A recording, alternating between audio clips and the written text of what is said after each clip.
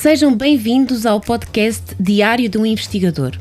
Em cada episódio iremos conversar com um investigador ou investigadora do Dinamia 7 ISCTE sobre o seu trabalho de investigação, descobrindo o que o inspira, o que o inquieta e perguntando de que forma as suas descobertas se traduzem no dia-a-dia de todos nós.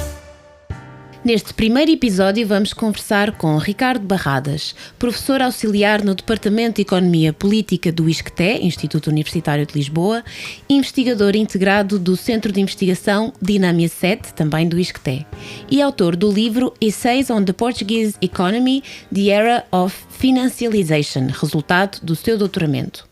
Nos últimos anos, o Ricardo tem investigado a financiarização e os seus efeitos negativos na economia portuguesa. Nesta conversa, vamos conhecer o seu percurso e tentar perceber, afinal, o que é a financiarização e como se manifesta na vida cotidiana dos trabalhadores e das famílias.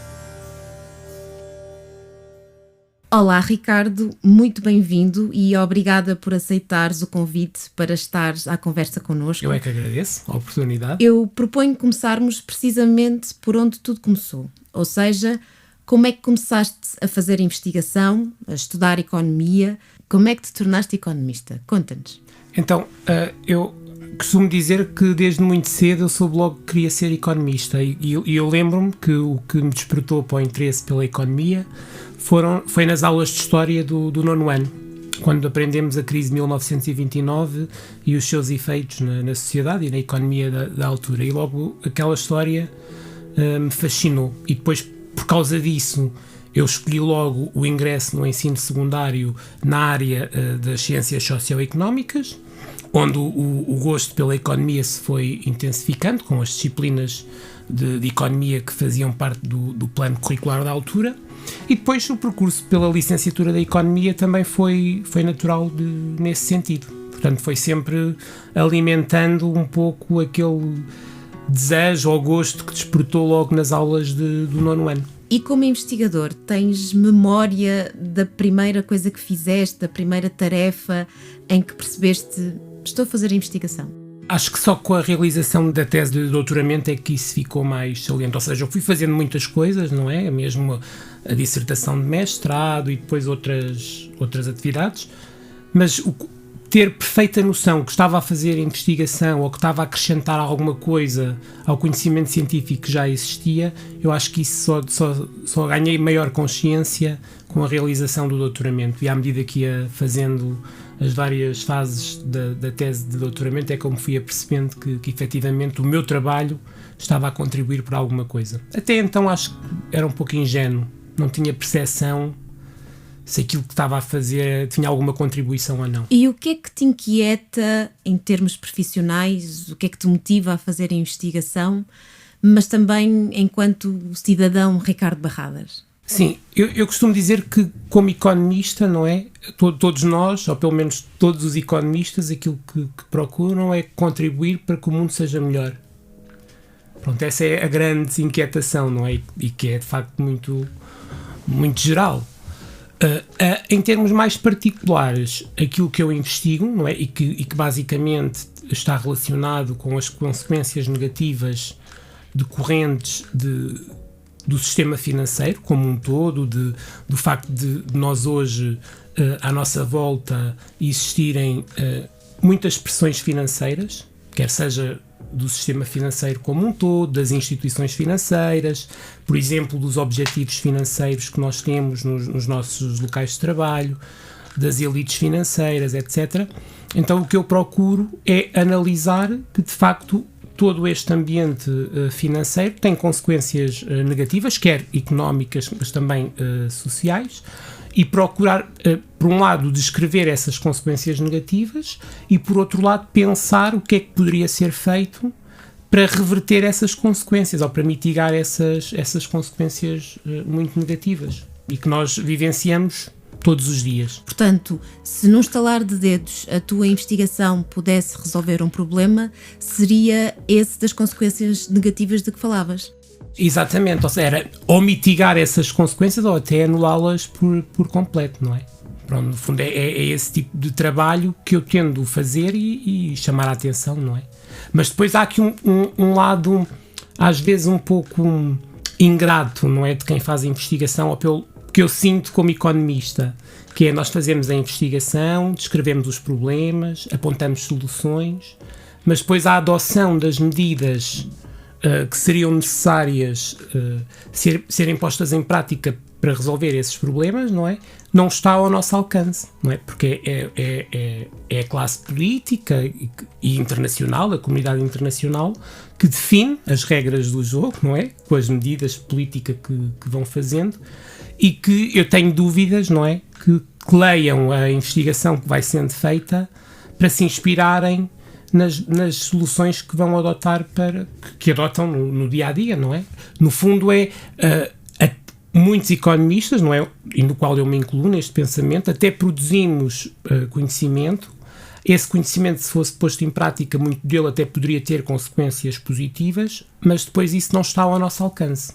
Às vezes acaba por ser um pouco frustrante, não é? Como é que afinal não se consegue contribuir, ou seja, porque a minha vontade como economista nasceu de contribuir para que o mundo fosse melhor, mas depois na realidade não fica ao meu alcance trabalhar para isso, não é?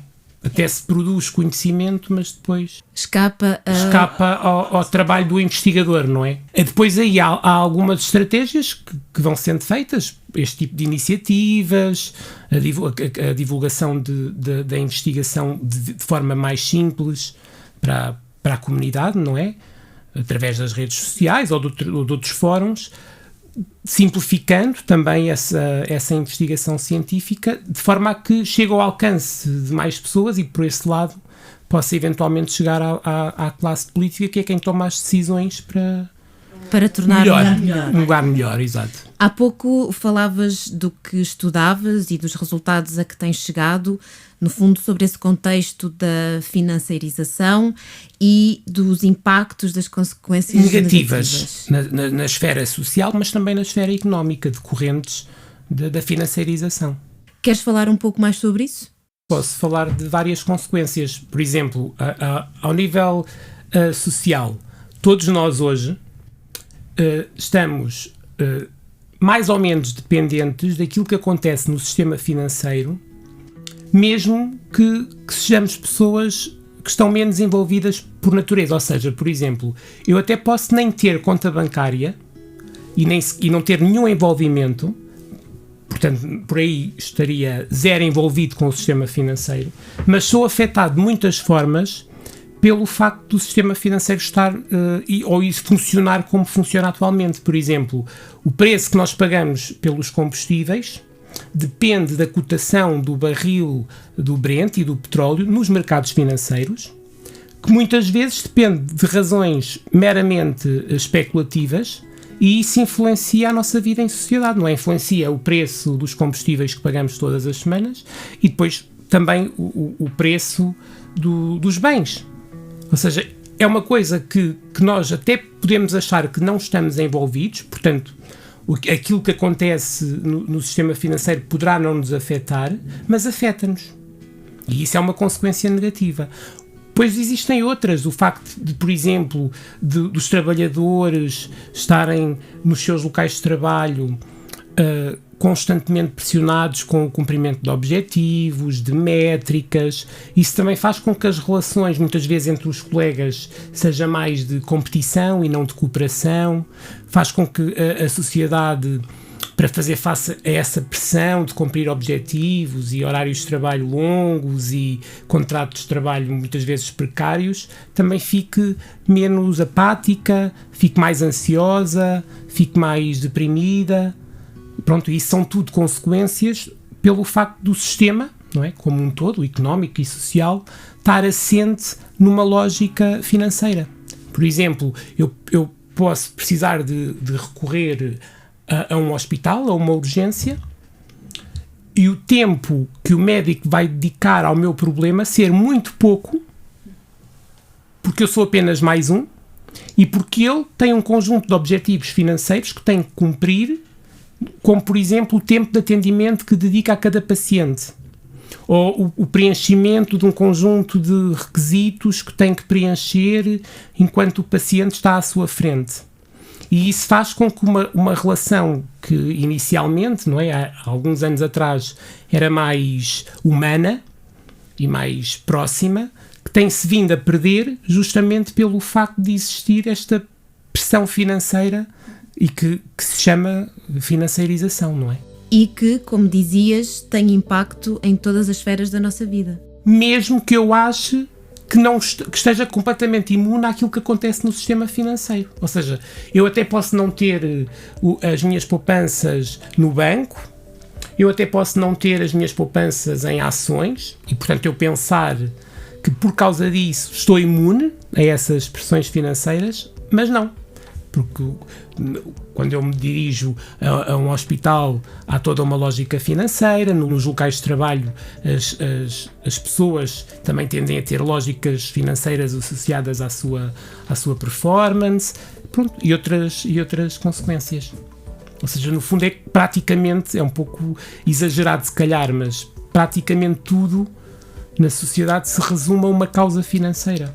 E isso é um pouco assustador. Depois, como as consequências que isso depois traz para a nossa vivência, não é? E para a vivência do próprio país.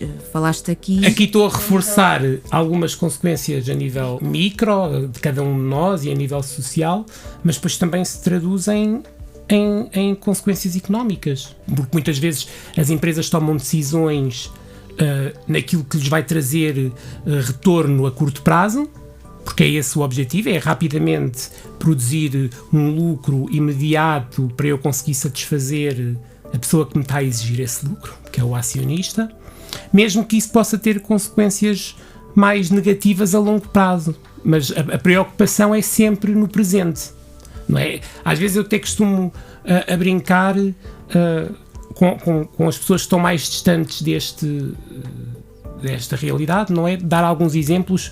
Por exemplo, em relação aos canais generalistas. Aquilo que se assiste é que, de facto, as famílias têm encontrado outras alternativas para verem a televisão, por exemplo, plataformas de streaming e outras, e estão cada vez mais afastadas dos canais generalistas porque sentem que aquilo que é oferecido não corresponde àquilo que queriam ver, por exemplo. Mas depois também não encontramos da parte dos canais generalistas um grande estímulo para apresentar grelhas de programação com alguma diversidade. Se formos reparar, as soluções são praticamente as mesmas pelos diferentes canais generalistas. Porquê? Porque no imediato aquela estratégia está a produzir resultados. Mas a longo prazo isso vai trazer muitos problemas porque poderão-se defrontar daqui a uns tempos, com uma realidade em que já não existam espectadores, porque se cada dia que passa, ou cada mês, ou cada ano, vão perdendo espectadores, no imediato isso não é um problema, porque os que ainda vão resistindo ainda são os suficientes para trazer rendibilidade, que é o foco de quem está no comando de qualquer empresa, é no imediato trazer rendibilidade.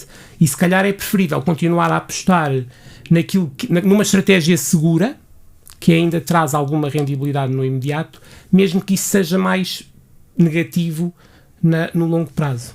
Pronto, e isso também é um pouco aquilo que nós assistimos na esfera económica. É que não há grandes decisões de investimento a longo prazo, é sempre tudo numa lógica de curto prazo, de produzir resultados a curto prazo, no imediatismo, e que depois tem consequências negativas, como crescimentos, não é? Crescimentos económicos mais anémicos, que é uma tendência que se observa na generalidade dos países desenvolvidos, pronto, e outras consequências, como o emprego e os salários. Disseste crescimento anémico e eu ia só perguntar-te o que é que isso significa. É um padrão que se começa a verificar na generalidade dos países desenvolvidos, que começam a crescer muito pouco, ou não crescem, o crescimento que existe é um crescimento muito insuficiente. E ainda explorando os resultados a que a investigação que tens feito tem permitido chegar, muitos de nós temos aquela ideia do cientista e do seu momento eureka. Tiveste já algum momento eureka? Não, as memórias que eu tenho, ou que vou tendo constantemente, é sempre a lógica do querer mais. Querer compreender mais, não é? E geralmente aí o que eu faço é ou utilizo o telemóvel ou utilizo um caderno, não é? E vou registando aquelas coisas que em cada momento ficam por explicar tão bem, não é? Ou seja, eu estou numa determinada investigação a explicar um determinado fenómeno ou um determinado acontecimento, mas no decorrer desse trabalho de investigação vai-se lendo e vai-se lidando com dados da realidade, e isso vai acentuando a curiosidade para outras coisas que naquele momento são paralelas à questão que está a ser estudada, mas isso fica anotado para que depois no futuro volte a esse processo e vá contribuindo assim. No fundo são sempre pistas para continuares a investigar. Para que o processo não morra, no fundo. Eu costumo dizer que é um terreno muito fértil, há sempre margem para mais.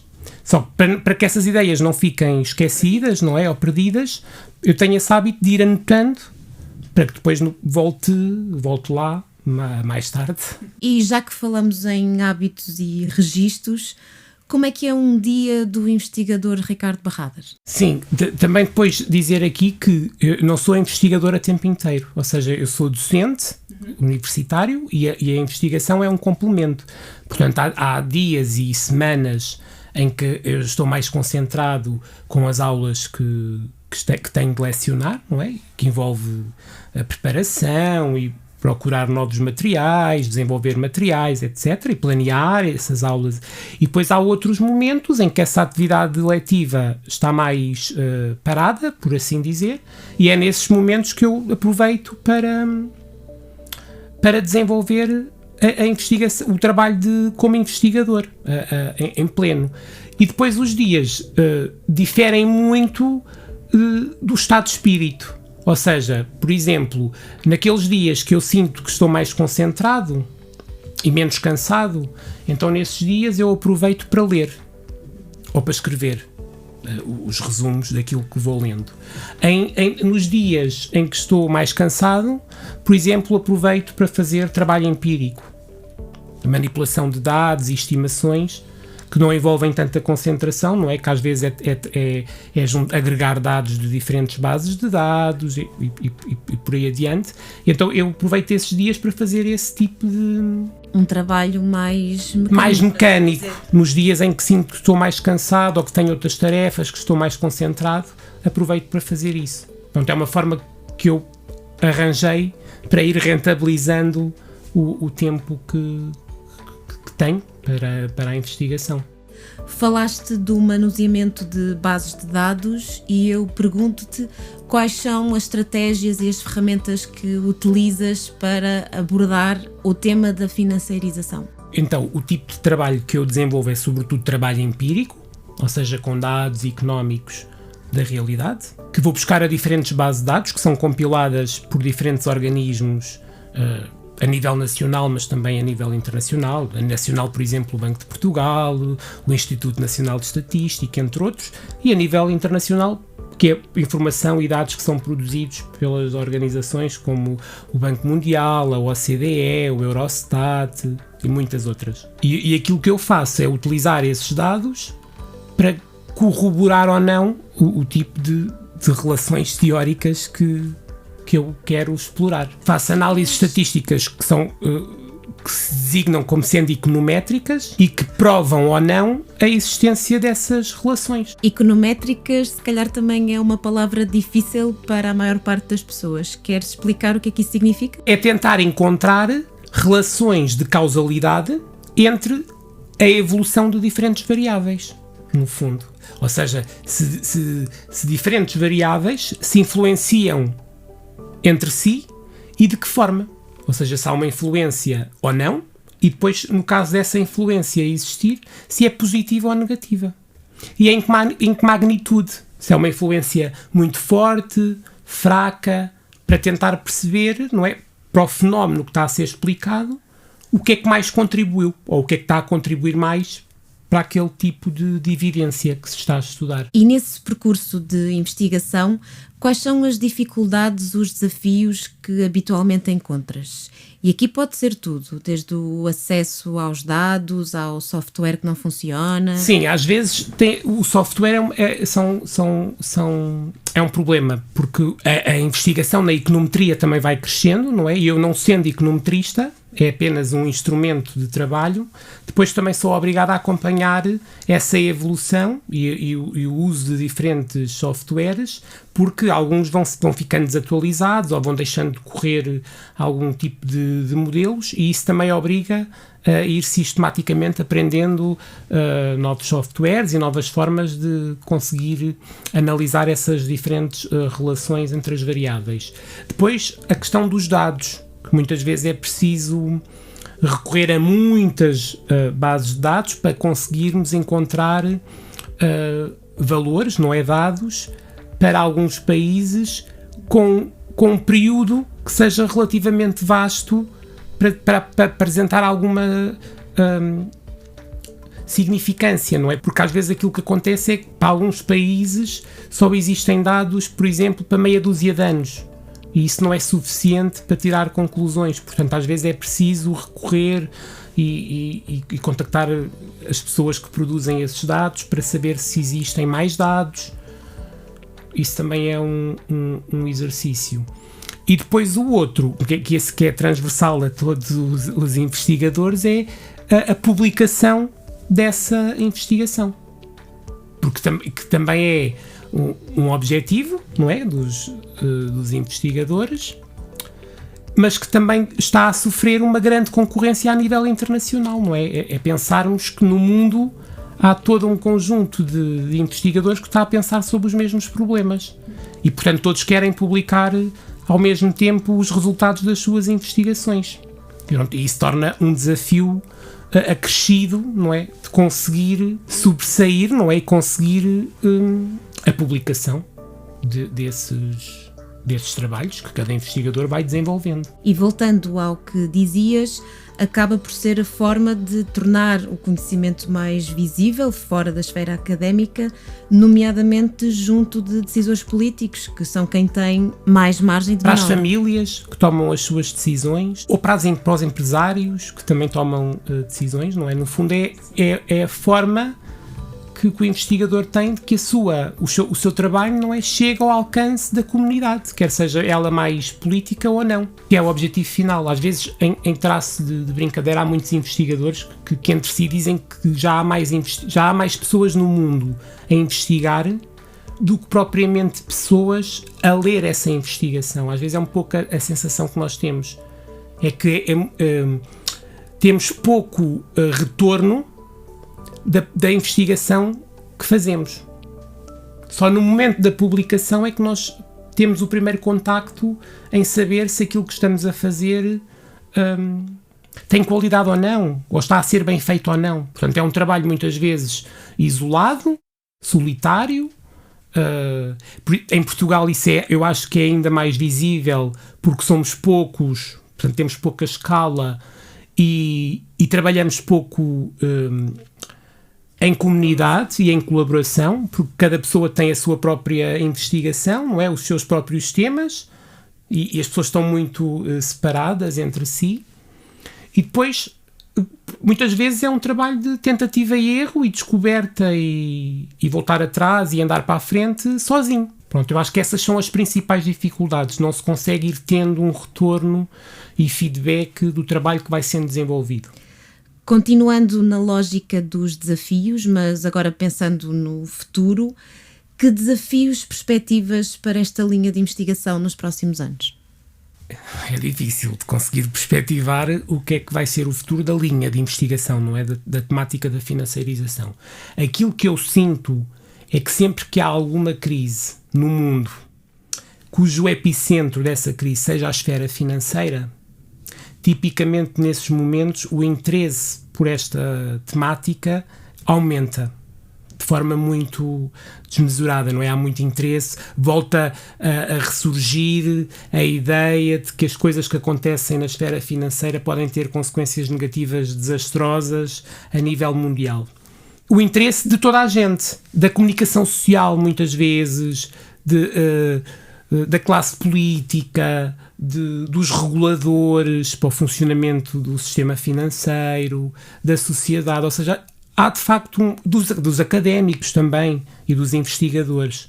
Nesses momentos, em momentos de crise e sobretudo crises que ocorrem com problemas decorrentes do funcionamento do sistema financeiro, esse interesse aumenta. Quando isso não acontece e o mundo está numa situação mais estável, então nesses momentos este interesse tende a desvanecer e o interesse acaba por ser noutras coisas. Ou seja, no fundo é também o interesse, muitas vezes vai por aquilo que está a ser mais mediatizado em cada momento. Foi assim, por exemplo, durante a pandemia. Houve um grande surgimento do interesse de compreender. Agora, relativamente à questão da sustentabilidade energética, decorrente da atual crise que estamos a viver. Mas também aquilo que eu sinto é que, desde a última crise financeira, não é? De 2007, 2008 e por aí adiante, claro que foram adotadas muitas medidas no sentido de mitigar algumas das consequências negativas que aí ocorreram, mas não ficou tudo resolvido. Portanto, isso que a história nos mostra é que, mais ano, menos ano, vamos voltar a ter novamente uma crise com consequências decorrentes de um problema do funcionamento do sistema financeiro, e aí o interesse vai novamente surgir. Agora nós sentimos algumas coisas já, ainda que a atual crise não seja motivada por algo que aconteceu no sistema financeiro, mas algumas consequências decorrem do funcionamento do sistema financeiro. Por exemplo, o endividamento das famílias e o facto das famílias agora se estarem a defrontar com o aumento das prestações bancárias decorrentes dos créditos à habitação que têm junto dos bancos. Não sabemos ainda as consequências que vão ocorrer, mas como o aumento das taxas de juros foi tão repentino, provavelmente isso vai gerar problemas em muitas famílias e uma tentativa de mais gente pensar como é que esse problema pode ser mitigado para que no futuro não deixe as famílias numa situação tão vulnerável de repente, para a qual não se podem precaver. Ou seja, há sempre muita matéria. Há sempre muita matéria, mesmo que por vezes o interesse recaia em determinados assuntos, mas todos os assuntos continuam a ter interesse em todos os momentos. Obrigada, Ricardo, por ter estado à conversa connosco e por nos teres deixado entrar no teu mundo da financeirização. Nada. Bom trabalho. Nesta conversa ficamos a saber que o interesse do Ricardo Barradas pela economia é já longo, vem de uma aula de História do 9º ano. Ficamos também a conhecer as suas formas de trabalho e os principais desafios que enfrenta quando faz investigação. Percebemos como é que a financeirização tem reflexos em diferentes esferas da nossa vida, desde o mundo do trabalho, por exemplo, fazendo com que a lógica da competição prevaleça sobre a colaboração, até uma simples ida ao médico. No próximo episódio estaremos à conversa com a Carla Duarte, investigadora e arquiteta, que nos vai contar porque é tão importante caminhar pela cidade. Não percam!